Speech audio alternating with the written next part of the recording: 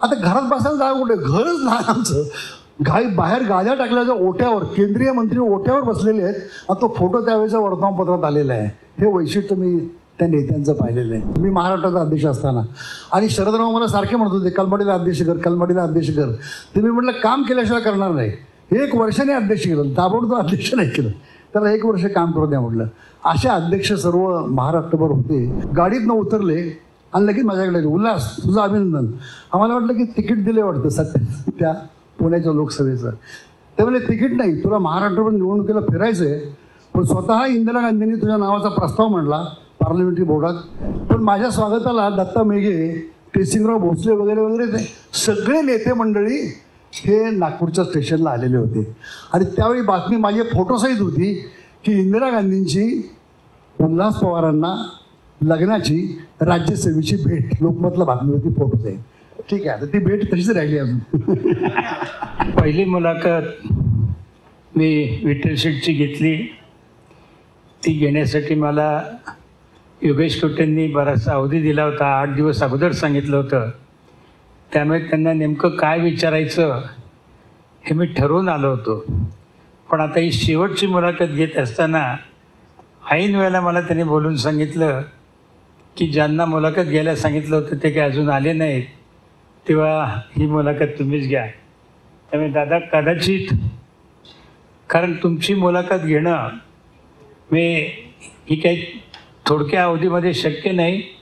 आणि तुमचा सगळा राजकीय इतिहास हा देखील काही कुठं 10-15 मिनिटाच्या चौकटीमध्ये बसेल असं नाही. फार मोठं तुमचं कर्तृत्व आणि कारकीर्द आहे.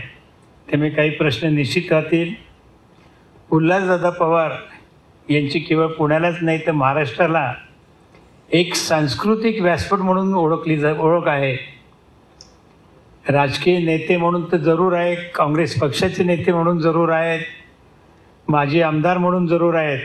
पण त्याहीपेक्षा आज कुठे जरी गेलं तर सांस्कृतिक क्षेत्रामध्ये एक अतिशय चांगला चेहरा म्हणून दादांकडं पाहिलं जातं. दादा नमस्कार. दादा, तुमची राजकीय कारकीर्द मी अतिशय छोट्या वयामधून पाहिलेली आहे. पुणे शहराचे युवक काँग्रेसचे अध्यक्ष, त्या अगोदर पुणे शहरातल्या काँग्रेस पक्षाचे कार्यकर्त्यांपासून सुरू झालेली त्यांची कारकीर्द, पुणे शहर युवक काँग्रेसचे अध्यक्ष, राज्याचे युवक काँग्रेसचे अध्यक्ष, अखिल भारतीय युवक काँग्रेसचे अध्यक्ष, अशा चढत्या कामांमधून झालेले आहे. म्हणजे आपण नेहमी म्हणतो लोकप्रतिनिधी कसा असावा. जर तो ग्रामीण भागातला असेल तर त्यांनी ग्रामपंचायतीच्या निवडणुकीमध्ये उभं राहावं, पंचायत समितीच्या निवडणुकीला उभं राहावं, जिल्हा परिषदेला उभं राहावं आणि मग पुढे कुठेतरी विधानसभा, विधान परिषद किंवा खासदारकीचा विचार करावा. आज काय होतं की पहिलाच विचार जो केला जातो ते मला दिल्लीला लोकसभेला जायचं आहे. पण दादांचं तसं नाही. नानापेठेमध्ये अतिशय छोट्या घरामध्ये राहणारे दादा, तेव्हापासून त्यांची कारकीर्द सुरू झाली. थोडक्यामध्ये दादा, तुमची जी कारकीर्द सुरू झाली ती कशी झाली, तुम्हाला प्रेरणा कोणाकडून मिळाली किंवा राजकारणामध्ये कसं यावं, काय यावं, हा विचार तुमच्या डोक्यामध्ये कसा आला? खरं म्हटलं तर तुम्ही जरूर राजकारणामध्ये आलात. राजकीय काही पदं तुम्हाला मिळाली, जी मिळायला हवी होती ती मिळाली नाहीत. पण याच्यापेक्षा जर का तुम्ही तुमच्या सांस्कृतिक क्षेत्रामध्ये करिअर केलं असतं तर कदाचित लता मंगेशकर असतील, पंडित भीमसेन जोशी असतील, अशांच्या मांदियाळ्यामध्ये देखील तुम्ही त्या ठिकाणी बसला असता. माझे मित्र आहेत अंकुश, फार जुने मित्र आहेत. आणि अंकुशचे वडील आणि माझे मित्र, माझे वडील हे चांगले जीवाभावाचे संबंध, व्यावसायिक. आम्ही मंडईमध्ये हे वेगळ्या व्यवसायामध्ये पण बँकेमध्ये एकत्र असायचे, अशी ती मैत्री. आणि काय होतं की बऱ्याच ठिकाणी सांस्कृतिक नेते, पण बरेचसे लोक मला सुसंस्कृत नेता म्हणून ओळखतात. सांस्कृतिक हा नंतर आहे, नंतरचा भाग आहे. आणि मला सांस्कृतिकपेक्षा सुसंस्कृत नेता लोक म्हणतात, समजतात, याचा मला आनंद आहे. समजतात आहे की नाही मला माहीत नाही, समजतात. आणि आता अंकुशने सांगितल्याप्रमाणे नानापेठेतलं आमचं घर विठ्ठल शेठ त्याच भागामध्ये, आणि दोनच म्हणजे भाड्याचं घर होतं, वाडा होता एक. तिथं आम्ही राहत होतो आणि माझ्या वडिलांनी खूप कष्ट केले मंडईमध्ये. आजही आमचे कांदे बटाट्याचे गाळे आहेत या शहरातल्या मंडईमध्ये. आणि विशेष म्हणजे माझे मामा आमच्या जवळच राहत होते. विठ्ठल शेठला माहिती आहे, माझे सगळ्यात मोठे मामा हे स्वातंत्र्य सैनिक. वयाच्या 20व्या वर्षी 42च्या क्रांतीमध्ये ते जेलमध्ये होते, एरोडा जेलमध्ये. त्यांचं नाव रामचंद्र बाबूराव भोसले. आयुष्यभर खादीचं व्रत त्यांनी सांभाळलं आणि त्यांचा त्यावेळचा चरखा अजूनही माझ्या मामांच्या मुलाच्या घरी म्हणजे आजयच्या घरी जपून ठेवलेला आहे. तर त्यामुळं काय झालं, एक तर मंडईतला व्यापार, मंडई म्हणजे त्यावेळीची काकासाहेब गाडगीळ यांनी सांगितलेलं मुंबई मंडई विद्यापीठ, पूर्ण काँग्रेस त्यावेळेचं वातावरण, घरी काँग्रेसचं वातावरण, मामा स्वातंत्र्य सैनिक आणि काँग्रेसचं सेवादल. त्यावेळी काँग्रेस सेवादलाच्या 100पेक्षा अधिक शाखा पुण्यामध्ये होत्या. आयलाश्रममध्ये काँग्रेस सेवादल होतं. अगदी बरोबर सूर्योदयाच्या नंतर लगेच झेंडावंदन व्हायचं आणि त्यामुळं वंदे मातरम, राष्ट्रगीत, झेंडागीत आणि सेवादलातली गाणी, आजही माझी सेवादलातली गाणी पाठ आहेत. आणि त्याच्यानंतर मग गांधीकथा सांगायला त्यावेळी दान शिखरे, बाळासाहेब भारदे, ताराबाई साठे, अक्का वैशंपायन, त्यानंतर राधाबाई आपटे म्हणजे आपटे गुरुजींच्या पत्नी, म्हणजे तुमच्या ओळखीसाठी म्हणजे अजित आपटेंच्या आजी, लगेच तुमच्या लक्षात येईल. पण आपटे गुरुजी हे गांधींचे फार मोठे अनुयायी होते आणि त्यांनी त्या काळात देहदान केलं. मी त्यावेळी शाळेमध्ये होतो. तर त्या राधाबाई आपटे, शोभनाताई रानडे ह्या गांधींच्या कथा सांगायला आम्हाला यायच्या.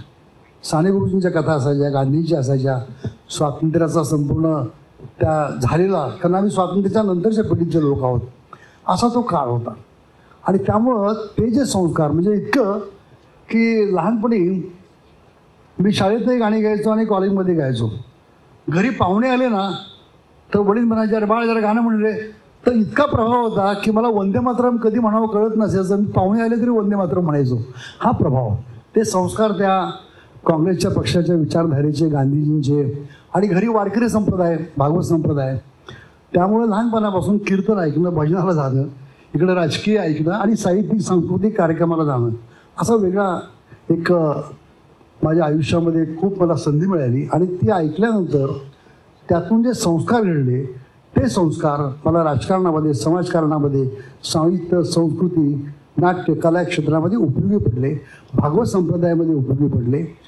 आणि अनेक कीर्तनकार वगैरे फार जीवाभावाचे असे संबंध होते. थोडक्यात म्हणजे ते संस्कार माझ्या जीवनाच्या जडणघडणीमध्ये म्हणजे बाळासाहेब भारद्यांच्या भाषेत सांगायचं म्हणजे ते म्हणायचे की माणूस कशातून मोठं होतो.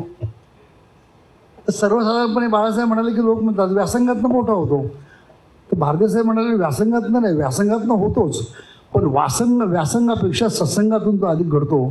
तो सत्संग मला लाभलेला आहे आणि तो घरातून आणि बाहेरून, आईवडिलांचे संस्कार आणि बाहेरच्या अशा अनेकांचे संस्कार आणि मोठ्या नेत्यांचा अतिशय उत्तम संपर्क माझ्यामध्ये आला. सेवादल, युवक काँग्रेस अशा संघटनेच्या कामात मला खूप पदं मिळाली.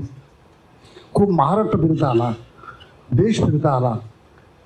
देशाच्या अनेक डेलिगेशन्समध्ये किंवा प्रतिनिधी मंडळामध्ये 22 देशांच्या मला जाता आलं. अशी एक संधी मिळाली आणि त्यातून आपली आयुष्याची वाटचाल सगळी घडत गेली. दादा, काय आता आपण उल्लेख केला की सत्संगामुळे तुमचं सगळं करिअर घडत गेलं. हो. आणि खरं आहे, कैलासवासी चव्हाण साहेब असतील, शंकरराव चव्हाण असतील, शरद पवार साहेब असतील, विलासराव देशमुख असतील, ही प्रातिनिधिक नावं मी मोजकी घेतली. पण याच्याही पेक्षा अनेक दिग्गजांबरोबर दादांचा सहवास आला किंवा सहवास आला नाही तर त्यांच्याबरोबर काम करण्याची संधी मिळाली.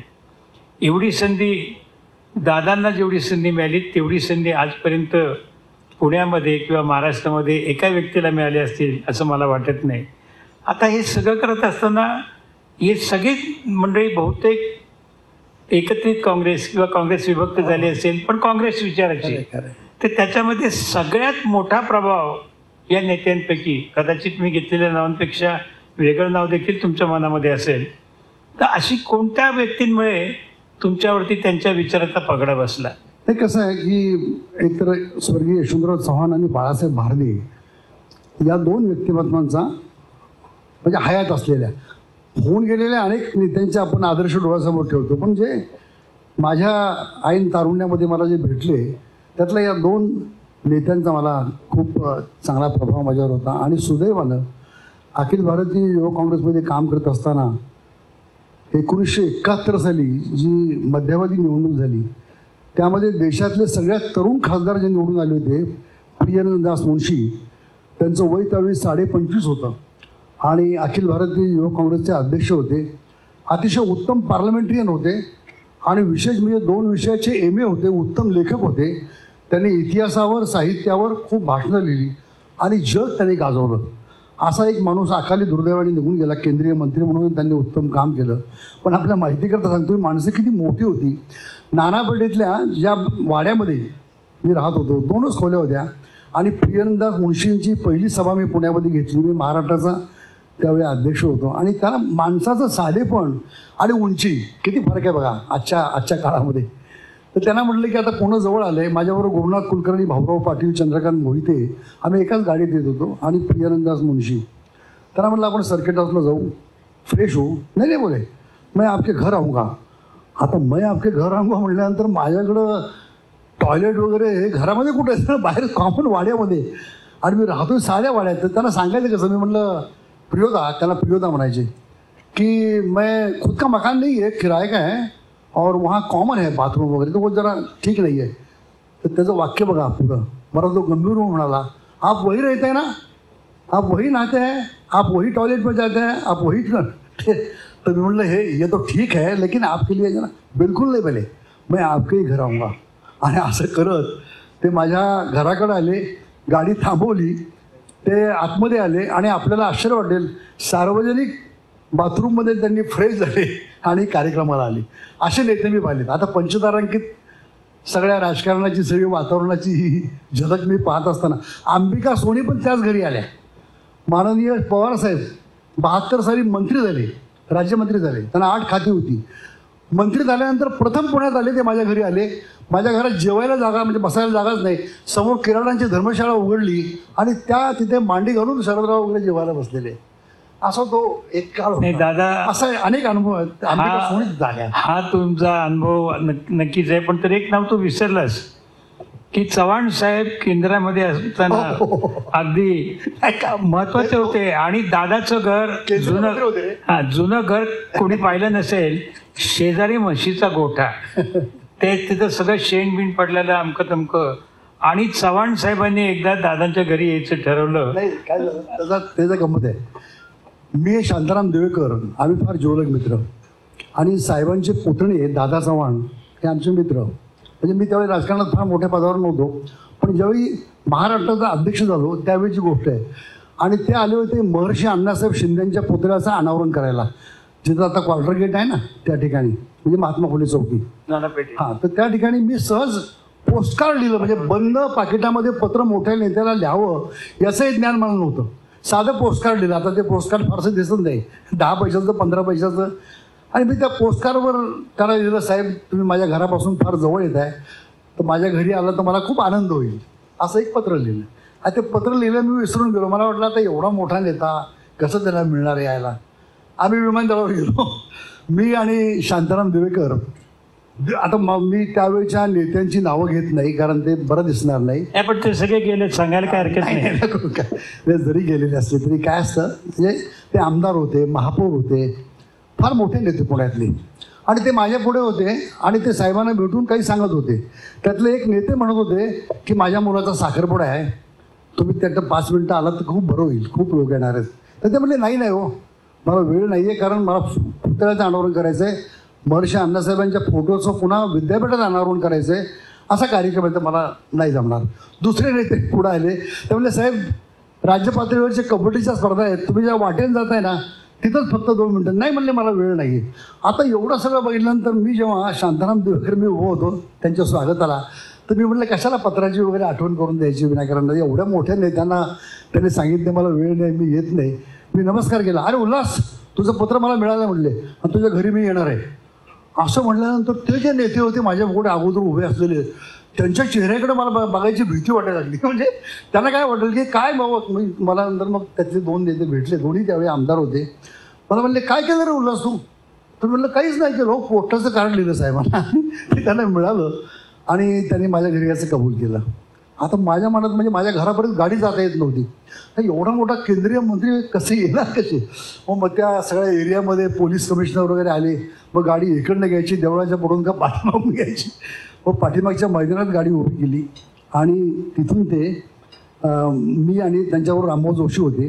मी त्यांचं स्वागत केलं. त्या मैदानातून ते चालत म्हणजे जिथं गोठा आहे जिथं आता याने सांगितलं त्या साध्या वाटेतनं आले. आता घरात बसायला जागा कुठे घरच नाही आमचं. बाहेर गाद्या टाकल्याच्या ओट्यावर केंद्रीय मंत्री ओट्यावर बसलेले आहेत. आणि तो फोटो त्यावेळेच्या वर्तमानपत्रात आलेला आहे. हे वैशिष्ट्य मी त्या नेत्यांचं पाहिलेलं आहे. त्यावेळेचे नेतेच असे होते. दादाचा जसा किस्सा आला तसं माझ्याच बाबतीमध्ये 1982 साली माझ्या नव्या पेठेतल्या घराची वास्तुशांती होती. कोजागरी पौर्णिमेचा दिवस होता आणि साहेब विश्रामबाग सोसायटी सेनापती बापट रोडला राहत होते. आणि माझं आणि ते टिळक स्मारक मंदिरामध्ये साळुंक्यांचं काहीतरी 61 समारंभ होता. हो पाणी पंचायत. हां, त्यांचा 61 समारंभाला येणार होते. म्हणून मी साहेबांकडे ज्यावेळेला गेलो तर साहेब म्हणले तुम्ही टिळक स्मारक मंदिर येणार आहे. 5 मिनिटांच्या अंतरावरती माझं नव्या पेठेमध्ये घर आहे. माझी आज वास्तुशांती आपण आला तर बरं होईल. दादाने जे सांगितलं तसंच त्या ठिकाणी विठ्ठल लडकत होते, नानाजीराव जाधव होते, उल्हास शेडगे होते. ते नाही साहेब ते 3 मजली घर आहे, 3 मजली घर आहे. तर साहेबांनी ऐकलं म्हणले अरे 3 मजली घर आहे पण त्या घराला तळमजला आहे ना, मी तिथे येईल म्हणले. आणि आले साहेब. आल्यानंतर असताना सगळ्या कुटुंबाची चौकशी केली. काही घेतलं नाही. दूध आणल्यानंतर दुधाला नाही म्हणायचं नाही म्हणले. एक चमचा आणा आणि एक चमचाभर दूध घेतले. म्हणजे अशी दिग्गज माणसं होती. आम्हाला त्यांचा फारसा काही सहवास मिळाला नाही. पण दादा तू फार अतिशय भाग्यवान आहे की तुला या मोठ्यांचा सहवास मिळाला. विलासराव आणि हे तर काय म्हणजे 2 अंश का जोडात म्हणजे खरं म्हणलं जायचं हे सुशीलकुमार शिंदे आणि विलासरावांना. पण खऱ्या अर्थाने 2 अंश का जोडा म्हणजे उल्हास पवार आणि विलासराव. या दोघांच्या बाबतीमध्ये अनेक किस्से आहेत काय वगैरे आजच. आणि उल्हासचा स्वभाव आपण पाहतो की फार मोठ्याने हसतो तो आणि बराच वेळ हसतो. त्याचं काहीतरी एकदा BSNLचं लाईट टेलिफोनचं बिल थकलं होतं आणि मग कोणीतरी सांगितलं की उल्हासचं टेलिफोनचं बिल थकलं वगैरे प्रचंड आलं. आणि त्यावेळेला मग विलासरावांनी त्या अधिकाऱ्याला फोन केला की अहो एवढं बिल कसं काय झालं काय वगैरे. बोलण्याचं बिल घ्यावं पण हसण्याचं बिल त्याच्यामध्ये कशाला धरता. हे आज सकाळीच दादानी मला सकाळी सांगितलं. तेव्हा दोघांचे अतिशय निकटचे. दादाला राजकारणामध्ये इतकी वर्ष काम केलं मिळालं पण जेवढं मनासारखं किंवा तुम्हाला अपेक्षित आहे तेवढं मिळालं नाही. दुर्दैव आहे पण त्याला आपण काही करू शकत नाही. पण 18 वर्षाची. पण एक सांगतो की मी जेव्हा महाराष्ट्राच्या युवक काँग्रेसचा अध्यक्ष होतो 72 ते 80 8 वर्षाचा काळ होता. आणि त्यावेळी कुमार सप्तर्षी, युक्रांत, दलित पॅंथर, जावडेकर जनसंघ असे संघटना होत्या. पण मला आजही खूप अभिमान आहे की माझी संघटना अत्यंत प्रभावी होती महाराष्ट्रामध्ये त्या काळामध्ये. अर्थात मला सहकारी आत्ता अंकुशने सांगितल्याप्रमाणे विलासराव असतील, यशवंतराव गडाख माझे जिल्ह्याचे अध्यक्ष होते, रामकृष्ण मोरे ग्रामीण जिल्ह्याचे अध्यक्ष होते, कलमाडी पुणे शहराचे अध्यक्ष होते मी महाराष्ट्राचा अध्यक्ष असताना. आणि शरदराव मला सारखे म्हणत होते कलमाडीला अध्यक्ष कर, कलमाडीला अध्यक्ष कर. ते मी म्हटलं काम केल्याशिवाय करणार नाही. 1 वर्षाने अध्यक्ष केलं, ताबडतोब अध्यक्ष नाही केलं. त्याला 1 वर्ष काम करू द्या म्हटलं. असे अध्यक्ष सर्व महाराष्ट्रभर होते.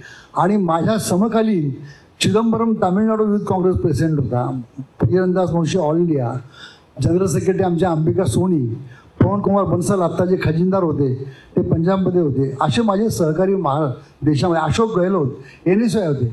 असे खूप सहकारी होते आणि आजही ते बरेचसे मैत्री टिकून आहेत. केवळ सुरेश कलमाडींनाच नाही तर विलासरावांना सुद्धा लातूर जिल्ह्याचं अध्यक्ष देण्यासाठी तंगवलं होतं. पण काम पाहून त्याने अध्यक्ष दिलं. दादा खरं फार मोठं झालं असतं. मला आठवत आहे की 1977च्या पुणे शहर लोकसभा मतदारसंघाच्या निवडणुकीमध्ये दादाला तिकीट देण्याचं निश्चित झालं होतं की संजय गांधींच्या कारकिर्दीमध्ये. त्याच्या अगोदरचा आणीबाणीचा काळ वगैरे. पण त्यावेळेला असं ठरलं वर्किंग कमिटीमध्ये निर्णय झाला की लोकसभेचे तिकीट न देता उल्हास पवारांना राज्यसभेवरती घेण्यात यावं अशा प्रकारचा काँग्रेस पक्षाच्या वर्किंग कमिटीमध्ये निर्णय झाला. त्याचं असं झालं की यशवंतराव चव्हाण साहेबांच्या घरी मी, शरदराव दादासाहेब रुपवते, गुरुनाथ कुलकर्णी, नाशिकराव तिरपुडे साहेबांची वाट पाहत होतो. साहेब पार्लमेंटरी बोर्डाच्या मिटिंगमधून इंदिराजींच्या घरून यशवंतरावजी एक रेसकोर्स रोड त्या ठिकाणी आले. आणि गमतीचा भाग म्हणजे काय झालं, त्यावेळी पार्लमेंटरी बोर्ड 7च लोकांचं असायचं. आतासारखं 30, 35, 40, 200 लोकांची कार्यकारिणी वगैरे असं कोणत्याच पक्षात नव्हतं. आता खूप ते काय म्हणजे एक्सटेंडेड हा शब्द वापरतात, ती जागाही पुरत नाही त्या कार्यकारिणीला. तो आता काही भाग वेगळा आहे. 7 लोकांचं पार्लमेंटरी बोर्ड. यशवंतरावजी आले, मी एक पोर्चमध्ये शरदराव मी आम्ही सगळे उभे होतो. गाडीतनं उतरले आणि लगेच माझ्याकडे आले, उल्हास तुझं अभिनंदन. आम्हाला वाटलं की तिकीट दिले वाटतं सध्या त्या पुण्याच्या लोकसभेचं. ते म्हणजे तिकीट नाही, तुला महाराष्ट्रावर निवडणुकीला फिरायचं आहे, पण स्वतः इंदिरा गांधींनी तुझ्या नावाचा प्रस्ताव मांडला पार्लमेंटरी बोर्डात की आफ्टर दिस म्हणजे इलेक्शन इमिजिएट ज्या लगेच जी राज्यसभा येईल त्या राज्यसभेची तिकीट उल्हास पवार अध्यक्ष महाराष्ट्र युवक काँग्रेस यांना देण्यात येईल. हा प्रस्ताव मांडला. हा पार्लमेंटरी बोर्डाने एकमताने पास केला. आणि त्यावेळेच्या सरचिटणीस मार्गथम चंद्रशेखर आणि पूर्वी मुखर्जी, आज त्या दोघी हयात नाहीत. म्हणजे पेरंबदूरला राजीव गांधींची हत्या झाली ती त्या मार्गथम चंद्रशेखरच्या मुलीच्या निवडणुकीसाठी. तर त्यांनी प्रेस कॉन्फरन्समध्ये ते अनाऊन्स केली आणि देशामध्ये ही बातमी आली माझ्या फोटोसहित की मला राज्यसभा देण्यात आली म्हणून. दुर्दैवाने 77ला काँग्रेसचा पराभव झाला आणि नंतर तो ठराव इम्प्लिमेंट झाला नाही. मग वसंतदादांनी माझं नाव MLC करता दिलं विधान परिषदेला. तेवढ्यात त्यांचं गव्हर्नमेंट केलं, शरदराव आले, माझं नाव कंटिन्यू राहिलं. बाकी 3 नावं वेगळी आली. ते खरं आहे अगदी. संजय गांधींचा जो काळ होता आणीबाणीचा, त्यावेळेला माझ्या मते वसंतदादा पाटलांना मुख्यमंत्री बदलून नवीन मुख्यमंत्री करण्याची होती अशी सत्य घटना आहे. पण अनेकांना कदाचित ती माहीत नसते. दादा तुमच्या स्वभावामुळे नाही, स्वभाव तुम्ही कधी वेळ पाळत नाही. 80 सालची गोष्ट, कधी तुम्ही वेळ पाळत नाही आणि तुम्ही त्या ठिकाणी वेळेमध्ये न पोचल्यामुळे तुमचं मुख्यमंत्री पद गेलं. हे कसं गेलं जरा थोडक्यात. नाही कारण जाऊ द्या. पण जर कदाचित त्यावेळेला तुम्ही घड्याळ्याच्या पक्षामध्ये काम केलं असतं तर ती वेळ साधली गेली असते. नाही काय असतं, हे कुणाला तरी दुखवणं किंवा कुठल्या तरी नावाचा उल्लेख करणं हे माझ्या स्वभावात नाही अनफॉर्च्युनेटली. की ज्या हयात असलेल्या आणि हयात नसलेल्या शक्यतोवर सौम्य बोलावा हा एक स्वभाव आहे. आता तो दुर्गुण का सगुण आजच्या राजकारणात हा भाग वेगळा आहे, तो आपण सोडून देऊ, तो भाग विसरून देऊ आपण. पण 80ला मात्र अंतुले साहेब आणि जेव्हा 80ला संपूर्ण काँग्रेस निवडून आली तेव्हा आमची 2 नावं होती त्या चर्चेला. काही कारणास्तव अंतुले साहेबांचं नाव आलं. हा चर्चेचा विषय नाही. काय होतं, मी जर माझं सांगायला लागलो ना तर ते एक तो काय त्याला म्हणता येईल, फार स्वतःबद्दल जर मी कधी काय सांगत नाही किंवा त्याबद्दल बोलत नाही. बरं तुम्हाला माहिती आहे म्हणून तुम्हाला खरं वाटेल, नवीन पिढीतल्या पोरांना काय वाटेल अरे काहीतरी म्हणजे आता लोक आता बंडल मारतात म्हणून त्यांना तसं वाटतं. पण आपण तशी मारत नाही बंडल कधी. पण आणि कधी बोलायची सवय नाही, तो भाग कधीच मी चर्चेमध्ये येऊ देत नाही. किस्सा ठीक आहे. काय झालं म्हणजे असं वेळ अचूक साधली गेली नाही तर दादा आज महाराष्ट्राचे माजी मुख्यमंत्री म्हणून आपल्याला या ठिकाणी पाहायला मिळाले असते. दादा विलासरावांचा बरोबरचं तुमचं तुम्ही अनेकांबरोबर काम केलं आणि विशेषतः पवार साहेबांनी आणि आणखी वेळेच्या बाबतीमध्ये पवार साहेबांनी दादांचा नवरात्र महोत्सवामध्ये महर्षीचा पुरस्कार देऊन दिला त्या साहेबांनी केला. तर वेळ कशी पाहिली जात नाही. पवार साहेबांनी दादाच्या लग्नाचा किस्सा सांगितला. दादा तो थोडक्यात सांगा ना. तेच म्हणजे शरदराव मी जेव्हा साहेबांच्या पोर्चमध्ये तो जो ठराव झाला त्याच्या दुसऱ्या दिवशी माझं नागपूरला लग्न होतं आणि आदल्या दिवशी मी मुंबईत होतो, म्हणजे दिल्लीमध्ये होतो. कारण युथ काँग्रेसचा अध्यक्ष अटीतटीची निवडणूक 77ची तो काळ आहे आणि प्लेन रोज नव्हतं. दिल्ली ते नागपूर प्लेन रोज नव्हतं, दिवसाआड होतं. ज्या दिवशी मला निघायचं त्या दिवशी प्लेन नव्हतं आणि लग्नाच्या दिवशी संध्याकाळी प्लेन होतं. लग्न माझं दुपारी होतं. मग शरदरावांनी काय केलं, आम्ही साहेबांच्या बंगल्यातून उठलो, डायरेक्ट ट्रेन, मी शरदराव, प्रभाराव, त्यानंतर आपले वि. स. पागे अशी बरीचशी मंडळी माझ्या लग्नासाठी आम्ही रेल्वेने नागपूरला आलो. लग्न 6 वाजता होतं, ट्रेन 2 वाजता पोहोचली कारण ती 2चीच वेळ होती. आणि तुम्हाला आश्चर्य वाटेल, म्हणजे ही आत्मप्रौढी नाही पण माझ्या स्वागताला दत्ता मेघे, टेसिंगराव भोसले वगैरे वगैरे ते सगळे नेते मंडळी हे नागपूरच्या स्टेशनला आलेले होते आणि त्यावेळी बातमी माझी फोटोसहित होती की इंदिरा गांधींची उल्हास पवारांना लग्नाची राज्यसेवेची भेट, लोकमतला बातमी होती, फोटोच आहे. ठीक आहे, आता ती भेट तशीच राहिली अजून. दादांचा म्हणजे राजकारणातला आतापर्यंतचा अनुभव, पण आता आपण अनेक जण पाहतो, आपण सुद्धा आता विठ्ठल शेट्टी आहेत, आम्ही आहोत वगैरे, स्मरणशक्ती जर म्हणाल तर दादांनी इतकी स्मरणशक्ती या ठिकाणी असलेल्या कोणाच्याही मध्ये नाहीये. नाही, जुने जुने संदर्भ असतील, आठवणी असतील, हे आजही त्याला सांगतात आणि समयोचित म्हणजे एखादी घटना घडल्यानंतर त्या घटनेचा संदर्भ देऊन ते सांगणं, हे स्मरणशक्ती करण्यासाठी तुम्ही काही गोळ्या घेता नाही, चेष्टा नाही याच्यामध्ये. स्मरणशक्तीचा वारसा जो आहे ना, तो जर वारसा म्हणून तो माझ्या आईकडनं आला. आई माझी अत्यंत कमी शिकलेली होती, पण जबरदस्त स्मरणशक्ती. तशी दुसरी शिकलेली, परंतु सरोजिनी बाबर अक्का आमच्या घरी यायच्या कायम, जुन्याही यायच्या, नवीन पण शांता शेळके यायच्या, अरुणा ढेरे यायच्या. तर ती फेरावरची वगैरे जुनी जी अशी गाणी होती ना, ती गाणी म्हणजे एवढी त्यांची पाठ असायची, उखाणे 5-5 पानांचे उखाणे माझ्या आईचे पाठ असायचे. तर ती, आणि दुसरी गोष्ट तुम्हाला सांगू का, बुद्धिअंक किंवा स्मरणशक्ती हे आपल्याला प्रयत्नाने वाढवता येते.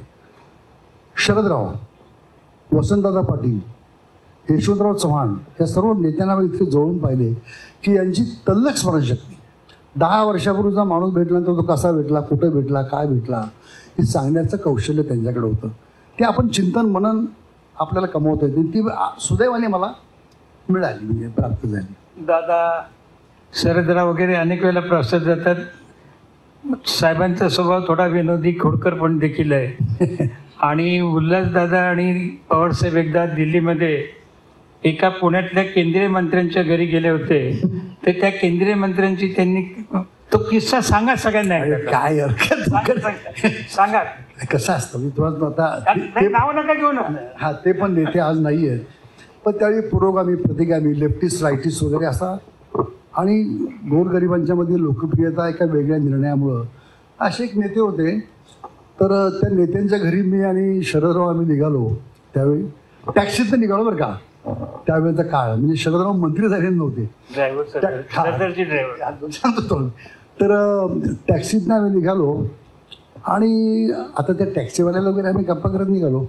तर शरदराव मला म्हणाले, त्यांच्या घरी गेल्यानंतर सांगायचा, टॅक्सीवाला तुमचंच नाव घेत होता, काय तुम्ही हे केलं, बँकांचं हे केलं, ते केलं वगैरे असं सांगायचं म्हणले. तू अहो म्हणलं कशाला सांगायचं, तू माझा एक म्हणाली, त्यांच्याशी बोलत असं. आणि मग ते ठरल्याप्रमाणे मी उतरलो, स्वागत केलं. मग त्यांच्या घरी गेल्यानंतर आम्ही सांगितलं, काय तो टॅक्सीवाला, त्याने सांगितलं बँकांचं हे केलं, ते केलं, काय पैसे घ्यायला तयार नाही, तुमचं नाव सांगितल्यानंतर. आता हे खोटं होतं, सांगा म्हणले का. आणि मग तसं मी सांगितलं, त्याला काही इलाज नाही ना.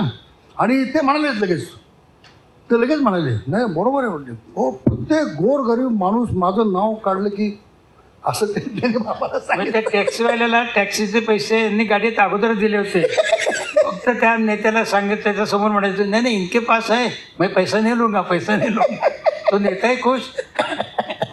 तेव्हा अशा अनेक दादांच्या बाबतीतल्या घटना आहेत. दादा मला एक सांगा, आता आपण तुम्ही जवळपास 40-1 वर्ष राजकारण पाहिलं, जास्त पाहिलं, आम्ही काही तिथपर्यंत पाहिलं नाही. पण आता जुन्या तुमच्या राजकारण आणि सध्याचं राजकारण आणि या सध्याच्या गेल्या 30 वर्षातले जे काही 3-4 टप्पे तुम्हाला दिसतात, काय बदल झालाय, कसा बदल झालाय आणि आपण कुठं जाणार आहोत? नाही, कसं आहे म्हणजे ध्येयवाद किंवा एखाद्या पक्षाची विचारसरणी, जीवननिष्ठा, काय जीवनातली मूल्य, ही मी इतक्या जवळून पाहिलीत की ती जपण्यासाठी त्याच्याशी कुठल्याही प्रकारची तडजोड करता कामा नये असं वागणारे, निर्णय घेणारे माणसं मी पाहिली. आणि आता तडजोडीची परिसीमा झालेली आहे आणि काही प्रसंगी तर लाचारी पत्करून लोक तडजोडी करतायत, एखाद्या साध्या पदाकरता वगैरे. अशी तडजोड अनेक नेत्यांनी केली नाही, ते नेते मी पाहिले. आणि माझ्यापुरतं मी सांगतो, कधीही केली नाही. म्हणजे माझा फार चांगला सारा संबंध सगळ्या पक्षामध्ये होता. अनेक पक्षात आपल्याला या म्हणून सांगितलं, मिळून नाही, पद नाही मिळालं तरी चालेल, पण मी कोणत्याही पक्षात कधी पक्ष मी सोडलेले नाही. काँग्रेस पक्ष आणि काँग्रेस पक्षाची विचारधारा ही कधीही सोडली नाही. आणि ते मला असं वाटतं आता आजचा काळ ते अपेक्षा करणं फार अवघड आहे आता. का आजचा माणूस इकडं मी सकाळी सांगितलं की तो भिंतीला पूर्वी असं जुनं घड्याळ असं ना लंबक, इकडनं जायचं तिकडं क्षणात तिकडनं इकडे यायचं, तसं लोक इकडनं या टोकाकडून त्या ट्रेकडे निघाले. काही समजत नाही. फुल्यांच्याकडून म्हणूकडून फुल्यांच्याकडे, गांधींच्याकडून गोडसेंच्याकडे, गोडसेंच्याकडून गांधींच्याकडे, काही कळतच नाही लोकांना. अशी अवस्था आजच्या काळात झाली. त्यामुळे काय त्या काळाची चर्चाही करू नये आपण. पण दुःख होतं मनाला. आत्ताची अवस्था बघून फार वेदना आणि अस्वस्थता वाटते आपल्याला. आजचा काळ असा अतिशय दैदिप्यमान राजकारणातला अनुभव आहे. वेळेचं बंधन असल्यामुळे आपण या ठिकाणी थांबतोय. परंतु एकच आहे की जाता जाता नवीन तरुण पिढीला तुम्ही एक थोडक्यामध्ये आम्हाला संदेश द्यावा, जेणेकरून आम्ही तुमच्यापर्यंत नाही पण तुमच्या मार्गाने तरी जाऊ शकतो. काय बरं कसं आहे आता म्हणजे कसं झटपट पाहिजे आपल्याला. आता बंचुके नेत्यांची गर्दी खूप झालेली आहे. आता आपण शरदरावांचं उदाहरण घ्या किंवा दारिया साहेबांचं घ्या, इंदिराजींचं घ्या, चव्हाण साहेबांचं घ्या, किंवा अशा अनेक उदाहरणं आपल्याला देता येतील. बाळासाहेब पागे आहेत, किती नावं तुम्हाला सांगता येतील की त्यांनी सुरुवात केली. सुरुवातीपासून ज्या जिद्दीनं कष्टाने आणि ज्या ध्येयवादाने काम केलं तो आता संपुष्टात आल्यासारखा वाटतो मला. म्हणजे संपुष्टात आला असं मी म्हणणार नाही, पण संपुष्टात आल्यासारखं वाटतो. ती जिद्द कष्ट. आता बघा ना, शरदरावांचं आत्ता आपण ऐकत होतो, वाटेल त्या संकटावर मात करण्याची जी जिद्द आहे, आत्मविश्वास. आता आत्मविश्वास गमावणाऱ्या लोकांची संख्या मला अधिक दिसते. आणि आत्मविश्वास गमावलेले माणसं हे अधिक भीतीदायक वातावरणामध्ये वापरतात, प्रत्येक क्षणाला घाबरतात आणि त्या भीतीपोटी कशाचीही तडजोड करतात. अशी आता अवस्था झालेली आहे. आणि त्या अवस्थेवर मात करणारे नेते मी जवळून पाहिले. आणि ते पाहिल्यानंतर आता काय असं वाटतं की त्याच्यावर कमी भाष्य केलं तर बरं असं मला वाटतं. धन्यवाद दादा, मनापासून आभार यावं.